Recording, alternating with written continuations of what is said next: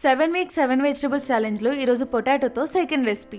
Potato rice కోసం పొటాటోస్ని peel చేసుకొని cut చేసుకొని వాటర్లో వేసి పెట్టుకున్నా.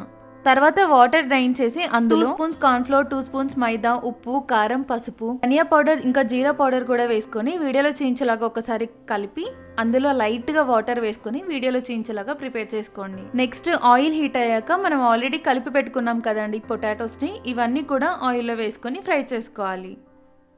ఇలా ఫ్రై చేసుకున్న పొటాటోస్ని డైరెక్ట్గా తినడానికి కూడా చాలా బాగుంటాయి. ఇంకా రైస్ ప్రిపేర్ చేసుకోవడం కోసం పొటాటోస్ ఫ్రై చేసిన తర్వాత అదే ఆయిల్లో ఆవాలు, జీలకర్ర, కరివేపాకు, పచ్చిమిర్చి, ఆనియన్ వేసుకొని ఫ్రై చేసుకోవాలి. ఆనియన్స్ కొంచెం కలర్ చేంజ్ అయిన తర్వాత కట్ చేసి పెట్టుకున్న టొమాటో కూడా వేసుకొని అది కూడా కలుపుకొని లైట్గా ఫ్రై అయిన తర్వాత 1 స్పూన్ దాకా అల్లం వెల్లుల్లి కొత్తిమీర పేస్ట్ వేసాను.